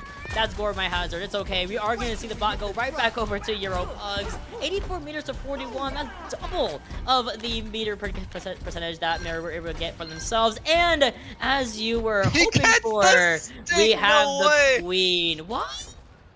What's going on? What's going on in my aerial space right now? My Tracer's taking a cat. What's happening? Tracers, so Trip stuck Beam Digital, still died to him, by the way, but they traded 1-for-1 both characters somewhere in the fastest characters in the video game, actually. Look at that, Lucio trying to dash in. Monster gets actually garbaged, to be quite frank, by that boy. With Punk's face taking out Astray as well, and again with 2 picks up on the clock, and advantage spawns still. Actually, not anymore, but still with a massive lead, honestly, and the great ability to get that spawn advantage. We're just going to be looking at more Cat trying to utilize that third-person view again. Emil, though, shut down by Punk Space, and I have to say, Punk Space on that Ana really doing work right now. No, for sure. Oh, Texi, what are we going to do over here? We're being sneaky up the backside. Who are you going to look for? Hold on. 7 seconds. There goes Rio. You got to find somebody, babes. You got to go for somebody. There goes Astray. Whoa, wait, they're so funny. They had Beam Digital bring Astray into that area knowing the tire was coming for them. Oh my goodness. I mean, Astray got turned into an Ashtray right there, but unfortunately enough, they're gonna have to bring something here. Europuck's opening up so confident with a little bit of a gimmick comp there, now swapping over onto both the Lucio and the Kiriko, with now the Desperation Orisa having come through as well. Transcendent still does go in Astray in the back line, but again, I mean, we're gonna have to see some picks that aren't a meal or a trip. Both of them shut down. Discord firmly lodged onto Fool, does get shut down as Beam Digital falls. Not looking good for Europugs, but they do have a great spawn advantage. Look at that BPM duplicating the Ana here. I'm so happy to see this Junker Queen right now, actually. Wait, that was... okay. Okay. Really good tracking there, I will say, from Zenro onto the Echo. We are going to see a double kill coming inside of AMERU yet again, and Monk does die for this at the exact same time. We're trying to check out the Jetpack Cat as much as we possibly can. That character's hurt box is ridiculously small. This makes it so much more difficult, especially for projectile characters on ping, by the way, to track down someone like Beam Digital, who is still in the back line looking for this catnap. Maybe on somebody. Same thing with Texi. This is the dynamic duo, truly. Texi and Beam Digital need to be studied. They're getting a little bit silly here, certainly with Texi trying to sneak up. I do wonder whether they hear the clinking of the peg leg in the back line. But, I mean, Europugs, they have such a long way to go here, with Fool getting absolutely destroyed by that boy already. The beat is going to come through. Lots of ultimates available to either one of the teams, but again, not really that much of a team fight kind of matchup. Oh, Cassidy, really not a fight you want to pick there for the Cat, but... Beam Digital again, of course, going to simply disappear. And what are you going to do about that? Astray, as things are to say about that indeed. Let's take down 2 more with 3 players down already. That is going to be the barrier moving yet again, though. Emil does get shut down. Texi finds a second one, shuts down Tonster as well. And I think we've just learned that Texi's really just a person you should not be chasing. Yeah, I wouldn't. Well, now if you're getting jumped, I would start chasing this Junkrat. Oh, my Mauga! No! Beam Digital still finds the kill at the end of the day. I mean, it was technically Texi stealing the environmental away from the Jetpack Cat, but again, Texi has just been uncontested, virtually uncontested on the Junkrat for most of this series, most of, honestly, the entire match. I will say, seldom do you see Texi actually stop off the Junkrat and not give value. And even more so, getting a last-minute stagger onto Emil, who does have Deadeye in tow. We do have Downpour. We're going to use the Riptire really early here, looking for an unfortunate soul to peek through somewhere. What are we doing here? What kind of Oh, someone's there, someone's there. God. And there's the teammate. He staggered that as long as humanly possible, actually. Kind of crazy. Still kind of trades out for himself. But again, Texi really nasty with it. I mean, what are you going to say about that? Now, forward spawns have been unlocked as well, and again, the fighting has absolutely devolved. Astray finally going to be able to beam down Beam Digital, but he's certainly going to be back in just about 2 seconds now. Oh, the face-off, Cassidy versus Zenyatta. Emil draws faster. That's certainly what he's been practicing for years on end, with Zenro now shut down by Astray, who does find yet another double. And if I was Astray, I'd be a little bit upset with my team, because the one time I'm playing DPS instead of support and I'm doing really well, nobody else seems to be taking this game seriously. Oh, there's the Cat. Nice sticky paint bombs onto Beam Digital, who cannot escape the clutches of the kill. Euro are coming back to the middle of the objective here. They have removed the enemy forward spawns from AMERU in the meantime, as Punk does have the Nano in tow. Beam Digital only 20% away from the Catnap as well. Who will it go to? Good sequence with Malga. Whoa! But Malga flies away because of that Junkrat. We are going to see overtime start to go down. They have to get to that forward spawn. There it is. Checkpoint is unlocked. Nano on the hazard does come through, and the Continuous, and the Deadeye in the main way. We have the Deadeye completely. Little separated is Monk from the back line, but instead we're going to see the death of Rio and Beam Digital finally getting rid of the pesky cat in the meantime. Monk finds a kill onto Emil in the meantime as well, and it's just a D.Va on the objective. No bomb to be seen. Texi finds a close promise munition onto Triponzo as the Stickies kill that boy. Baby D.Va versus Hazard. Who wins? Well, now it's going to be Astray coming onto the Echo without a duplicate, and we can't go for the touch and time. No, we are going over to map number 5 between EuroPugs and AMERU. I mean, it could not have been more deserved. I don't know what EuroPugs were thinking of rolling out on that with a quad DPS and a Roadhog. I mean, it was a funny bit at the start, but they did actually swap over later on. They did try to bring in the tanks, they did try to bring in the supports, but again, they just couldn't stop the momentum. And that's kind of, if you're trying to try something, or if you're sandbagging, you're always running the risk of missing your exit, and now you're just on the highway to hell, and you're just absolutely getting burned through by AMERU, and you don't know how to stop it. And you're just looking at Beam Digital in your backline and Texi on the other off angle, and what are you going to do here? So funnily enough, those are things that they should have been able to deal with the quad DPS quite well, because just pick them out. You have 4 DPS, what are you doing? But again, the moment they try to play serious, it's not like AMERU's going to play by your rulebook now. No. They got their own rules. They're playing however they like, and quite successfully so as well. So I'm actually really interested to see what's going to happen on this next map, because this is all over the place. Yeah, no, and this also leaves the best mode in the game, It does leave Flashpoint as the last map to go towards, right? I do feel like the way that AMERU plays on control, on push, you know, outside the fact that we had 4 DPS and no supports, but whatever, I do think that they are really, really good at these objective-based maps, or map types, like Control, Flashpoint, and Push, versus your payloads, right? It really does feel like EuroPugs has a really solid grasp on playing your defense and your attacks really effectively, especially when their backs are against the wall and they have to defend for like 4 minutes. Oh, they're doing it every single time. They are totally fine doing that. So with that being said, I'm excited to see where we're gonna go next. So it's not Flashpoint. We're not gonna go Flashpoint. We're gonna end things off on Control. I'm noticing this. I'm looking at y'all sideways, but it's a good Control map. It's gonna be Ilios finishing off our best of 5 first to 3 series, which has been an incredible back and forth, back forth, literally. So if the script is correct, ideally this should be a EuroPugs win here. But I like AMERU right now. They're playing really well otherwise. I will say this really could go either way, because of course Oasis, again, you you have this angle where you're like, well, a lot of this is really good for a potential Roadhog if you want to bring Real back on that Roadhog, if you want to say, talk about, well, but even if you're just playing in general, there's a lot of cover to play with, which again, if Beam Digital is going to stay on that fucking cat, then he has so much cover to work with on Ilios. Like, no matter which map you go on is an absolute feast to try and play off the map, basically outside of the view of other characters, because you have basically unchallengeable mobility.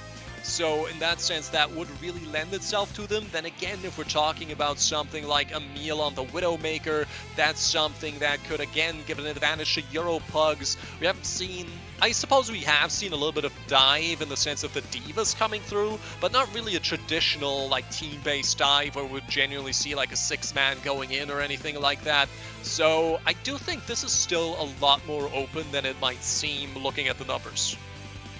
Yeah, I agree with you. I think this could generally go either way. If we get Dat Boy back on Lucio, if we get Monk over on Roadhog, if we have Emil again just playing really, or excuse me, not Emil, Punk as well playing really well on Ana or whatever support they want to play, this could absolutely be in AMERU's bag here. But I have to say, you could be really scared about people like Tonster who can bring out a random, I feel like a random tank at any point and just completely wipe the scene here, especially if they're on Hazard, for example. So, and Rio, Rio on Roadhog, please, I'm sat and I'm watching, right? Trip Hanzo as well can flex over to Tracer again, and it's a really good map that really does benefit, I would say, like 95% of the players on these two rosters, genuinely, right? So I love Ilios, really good environmental kills, again, really in favor of those Roadhogs and the Lucio we had seen from both of our rosters today. And it's really cool because Ilios also allows you to play different styles, and we saw this a little bit on Nepal, some site swaps that were made to accommodate Brawl or Dive or whatever. Ilios, you can do Dive, you can do Brawl, you can do a little bit Dive Poke, or excuse me, Brawl Poke as well, if you want to incorporate the Sigma, or attempt the Orisa again from full. I am definitely more of a fan of the Diva that they've been playing between Gibraltar and now, but we could also see that be an option for the side of Team Euro Pugs. So again, love Ilios, really good map to go out on, and regardless of who wins, it's all for fun. It is all for bragging rights, and that's it. No. None of this is for fun. This is for the win. They got to now deliver it's serious? There's now we're serious. There's no more fun to be had. It was fun at the start. That was all in good fun before they started playing. But then AMERU got rolled on King's Row, and that's where the fun stopped. That's where they had. That was game one. Back, all right, that was game one, right? They had to bring it back. They had to prove they could do it, right? Then they kind of got rolled on the first map of Nepal, and it's like, you're really gonna go down like that? You're gonna let him do you dirty like that? And AMERU wasn't gonna take this one lying down, so they sweep it, right? At that point, Euro Pugs is like, okay, we're just gonna do again what we did on King's Row. You know, they kind of breeze through the point, and then on the defense, they kind of start sweating again. But they still hold it, and they're like, oh well, we did this map. You know, we completed it 3.5 minutes. This is fine. Then they went on to Colosseo, and again they were confident. They were like, we got this. It doesn't really matter what we play. Just play something funny. Nobody picked a support. Whatever. We got this. You get rolled. Okay. You kind of got beat. Okay. And that was kind of a whooping. Okay. And now we're going on to Ilios, and I gotta ask, is this just Euro Pugs now actually clutching? Oh god. Well, the fun's over. It's over. The fun's over. There it is. Cat Bastion. I hope you all enjoyed it, because I know who isn't going to be, and that is AMERU. I called out Tonster's Hazard. I called out everything. I mean, Monk is the only one that I did not expect to go onto Hazard. I thought that we would definitely see the Roadhog from him, but otherwise, I'm happy with this. Besides the Cat Bastion, as you and I both, as everyone in the mother knows, probably the most hellish duo I have. Look at this nonsense. This cannot be the game I love. This cannot be the game I love so very dearly and cherish in my heart. They don't even know. They don't even see. Here comes the Reaper, the high ground as well, to put in even more of that extra firepower. You force out the Queen shout already from Zenro, who is surrounded by all angles. Look at my Bastion. Look at my Bastion. We're in the air. We're flying. We're pushing them into the spawn room. Zenro has nowhere to go but back home to the Americas. Boom, boom, two. Tay comes in for Emil and company. But they did a trade double kill. Ooh. They are, oh, but they got point first. Nice, AMERU, we got point first. They did trade 2 for 2. They got point. Now they traded 3 for 2. They're gonna go down to Emil. Emil gonna find the second one at this point. They're really just gonna have to give it up. But I will say what we saw kind of early there is that Astray and Emil were flying around midair, but they didn't really get to see a whole lot. And I do think that is one of the potential advantages here that AMERU could be trying to work with. They did also pick up the Bastion now, though, but it does not seem like Monk is currently with Beam Digital. Zendro already shut down here. Monk, though, does find D. Does find the D, 1-for-1 trade. You kind of don't want to lose that tank, though. Oh, and there it is.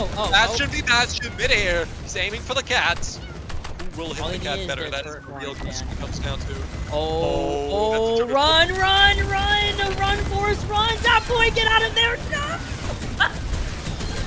Oh no, it's hell. It's hell on earth. 2 kills here for Emil and Tonster, as well as Fool. Oh, there's 3 dead for AMERU. Dude, it's actually so crazy how fast these fights can absolutely go. That boy has decided, yeah, I need to get away from these characters. I need someone that's a little more flexible in terms of getting in and out. We're going to see that more coming through from that boy instead. Monk is 90% away towards the configuration. Emil also having the same exact fate. Whoa, we're doing trigonometry in the air for Tuxie. My bad. Oh my god, it's happening again.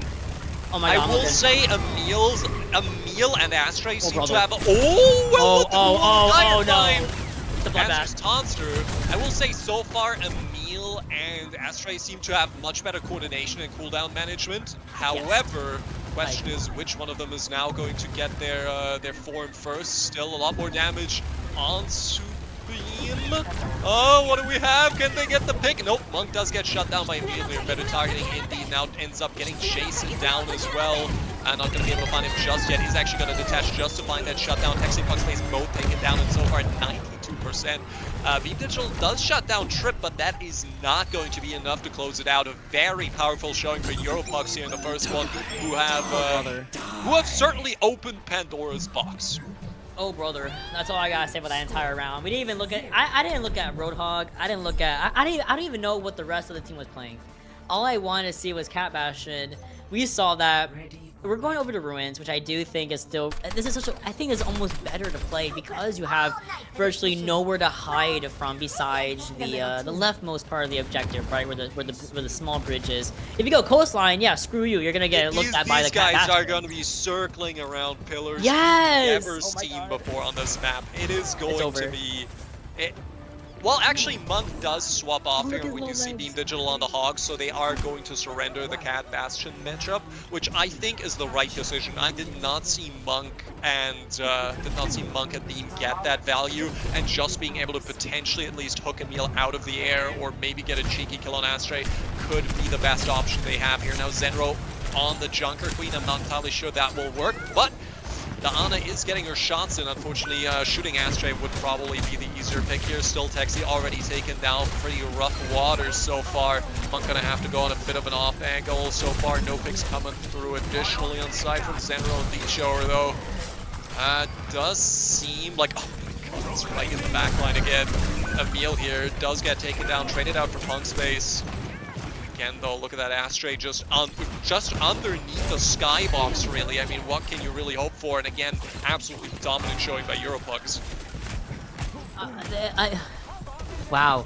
I mean, when literally it's like, is he behind me? Like, it's exactly why I feel like the backline's going through against Emil and Astray. And it's really difficult because you don't know who to target, right? The Cat is ideally the easier target because then the Bastion will come down from the air. But Cat's hurt box is, again, so ridiculously small that it's almost impossible to aim for her unless you have, like, the marksmanship of a god from Monk and from Zenro, who are both on their respective scan characters of the Cassidy and the Emre. Monk, speaking of, marksmanship, very important. You get rid of the D at the same time, meaning you are in a 5v6 advantage state here for AMERU. Now, we do see the Bastion coming out from behind, and whoa, you just didn't even get a chance. Didn't even get a chance to use those rockets down below. Oh, here comes the Flux though. Finds nobody. Here comes Fool coming back down to Earth.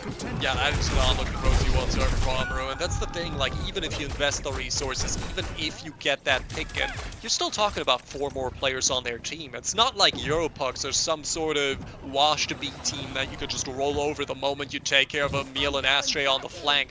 It's more like you're taking that engage, you're trying to capitalize while the time is available, and you might not even be able to do that, and then in the meantime, they just take the off angle. Look at that, I mean, what's Beam Digital gonna do here? He's inside 2 ultimates. Oh, he's gonna jump. Fight back! Fight back! Please Get fight up! back! Fight back! Let him get up, let him get up, let him get up.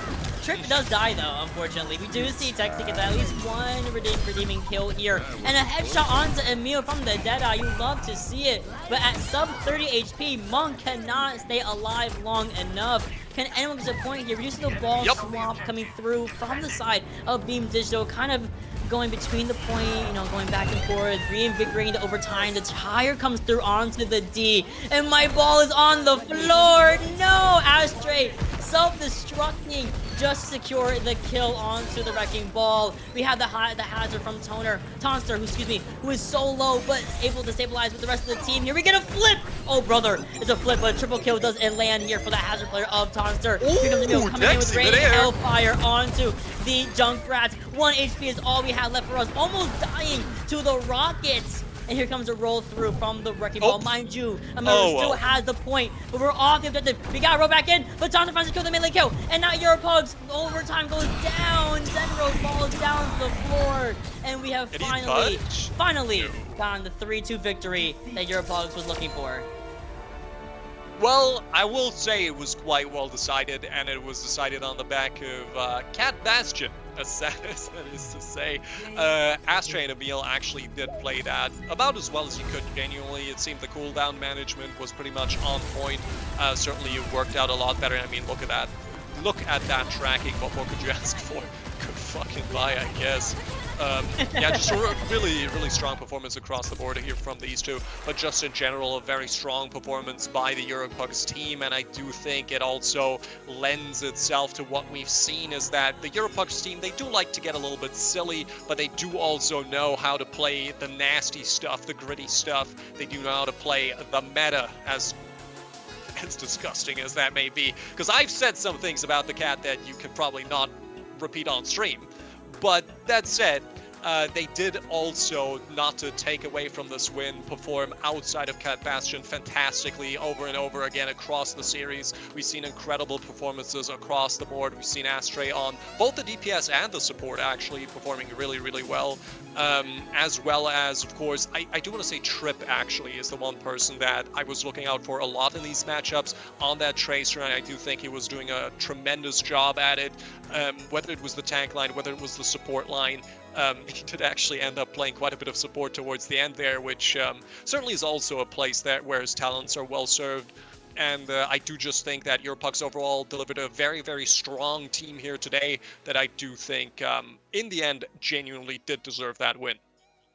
You know, they played out of their minds, truly. And again, it was so back and forth, and finally these guys they just completely knocked it out of the park on Ilios. I mean, watch the VOD back, man. Watch the VOD back 15 minutes ago when the start of Ilios, and you'll see what we're talking about. It's just Cat Bastion up the wazoo, and they tried. AMERU tried to mirror it, but I think you said it best, truly. EuroPugs just simply had the better synergy, the better cooldown management, better just fundamentals of that duo line of the Cat and the Bastion together. So again, really good plays from both teams today, but EuroPugs getting a little bit of an edge up with that 3-2 victory, and it might have been faster if we didn't play 4 DPS in Colosseo. I will say that real quick with 2 tanks. But otherwise, we do have an interview coming your way. So we're gonna go to a very quick break, get one of the victors here, of course, on the board here to talk to for you guys on the broadcast. So we're gonna get them in the lobby and go to a very quick break. Oh, I can't speak English. Quick break to get them in here and talk to them.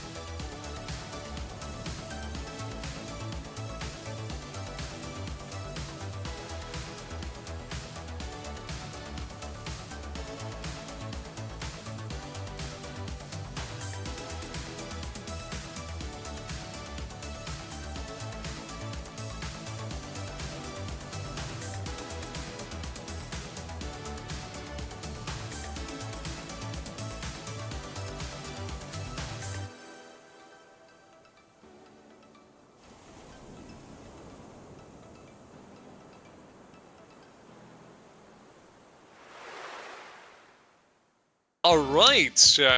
Hello and welcome back. First of all, Mott unfortunately is a very desirable man, and as such, he had to leave us early. But he lets me extend his regards to all of you. So thank you very much. Joining me here are Astray from Team PUGS, as well as Zenro from Team AMERU. Hello guys, to make this less confusing so each of you know who has to talk, I'm just going to open up with Astray. Congratulations on your well-deserved and hard-fought victory. We saw you on, well, the Ana, we saw you on the Cat, we did see you on the Echo as well, and I would just ask, which character do you think you had your own most memorable performance on today? Honestly, yeah, definitely the Echo, but I feel as though the NA team did not put up much of an effort, and it was simply, you know, another day, another game won for the EU team, and it felt as a pretty standard and easy win for us. Okay, so a little bit of spice there, understandable. You did end it up 3-2, so maybe give us a little bit of a thought process there into rolling out on 4 DPS or 5 DPS and a Roadhog on Colosseo. What was the game plan there? Yeah, so unfortunately, some of our team members have certain difficulties. You know, in their head and stuff like that. They have, stuff like that. So unfortunately, it was impossible to come up with a proper game plan, and therefore everyone played whatever they wanted. And it so happened to be 4 DPS, 1 tank. Okay, but phrasing this in a positive sense, what you're saying is that PUGS is a disability-inclusive team, and you were able to pull together a team that respected the opinions and needs of each of its members. Of course. Very happy to hear that. I mean, what more could you possibly ask for? Now, I do have to ask about the war crime. So, who exactly came up with the Cat Bastion call? No comment. All right. Well, your lawyers have advised you well, I'm afraid. That is a good decision. What would you personally say? Anybody on your team with a standout performance who you would like to compliment? For sure, Tonster. Absolutely. I feel that he completely won the mental warfare in this match between NA and EU. And he disorientated the enemies completely. Okay, so you would say that Tonster was your officer of psychological warfare in this matchup? Indeed. All right, very well. Is there anybody on the enemy team that you would say had a particular impact, that you could tell somebody who impressed you in any way, or you would say had a standout performance?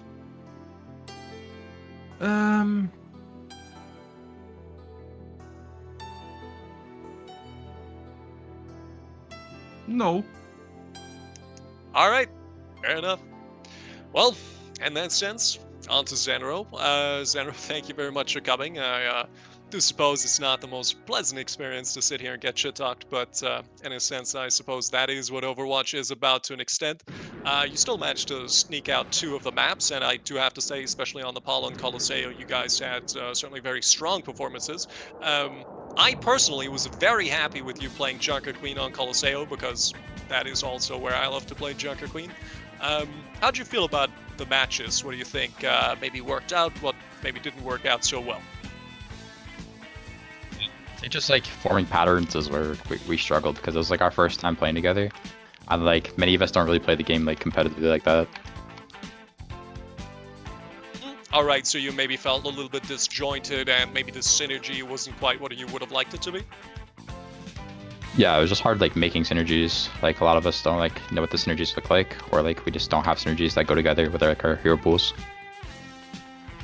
I do suppose that would be a little bit of an issue. I did notice that Taxi certainly stuck to the Roadhog, stuck to the Junkrat quite firmly, for example. I do suppose that is something that you would have to orient yourself around as a team. That said, do you think there was any particular player on your team that had a performance that impressed you that you would like to shout out? Definitely not one in particular. I think everybody played like meeting to our expectations or better. All right, well, that's very nice to hear, actually. In that sense, I will give you the opportunity, if you would like to be the bigger man and name maybe a player on the European team that you believe had a standout performance or in any way, shape, or form impressed you with their gameplay. We didn't really pay attention to usernames, or at least I don't. But Lucia on like Coliseum was definitely. Nah. Yo, let's nah. Okay, yeah. I'm sorry. I want to. Was that not actually Tunster, or am I wrong? I don't know. Who was your Lucio on Colosseo, Astre? Yeah. If I could jump in real quick, I think there's a little tongue-in-cheek going on right now, just in general here with the team, these team players. By all means, please go ahead. If anybody's wondering, that was actually Shade-tastic, the man who's certainly taken it upon himself to go through the effort organizing the lobby. So at this point, of course, very much so a great thank you.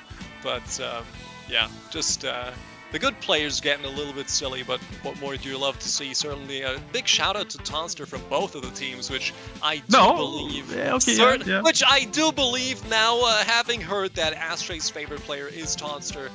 We can certainly say that he is the match MVP, which is something that he has earned, really, by right of both gameplay and naturally as well as psychological performance, apparently, which I'm very happy to be able to announce. So shout out to Tonster, whoever you may be. Truly a tremendous performance today, and congratulations. That said, guys, do any of you have anything else you would like to say, you would like to add? Feel free.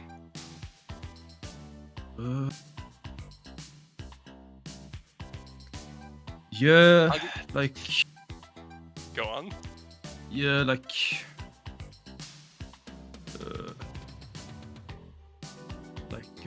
I feel like the game was a very unfair one, and despite all the difficulties we had, we were still able to win this war. And I feel like the deserving side won. Well, that was certainly Eve's opportunity to pat itself on the back. Congratulations, Astre. You've done that quite well. Indeed, the very distraught and downtrodden EU team was able to pull through against the odds, and we are happy to report that EuroPUGS stands victorious once more in what you could technically consider a continuation of the Transatlantic Showdown, now the Transatlantic Throwdown. But yeah, thank you everybody for stopping by. A big shout out, of course, to our organizers, Crow as well as Billy, and of course a huge shout out to the person actually setting up the lobby and all that, Shade-tastic, as well as a huge congratulations to all of the players from EuroPUGS for their very well-deserved win, and certainly a shout out to the players from AMERU as well for particularly good performance. By all means, Astre, what is it? Could you please have a word with Tonster? A small, short interview, please.